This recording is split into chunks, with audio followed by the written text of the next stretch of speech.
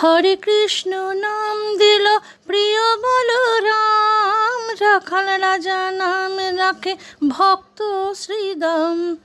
হরে কৃষ্ণ নাম দিল প্রিয় বলরাম, রাখাল রাজা নাম রাখে ভক্ত শ্রীদাম। যশোদা জননী বলে যদু বাছা ধন, যশোদা জননী বলে যদু বাছা ধন, অষ্টতর শত নাম পেল নারায়ণ।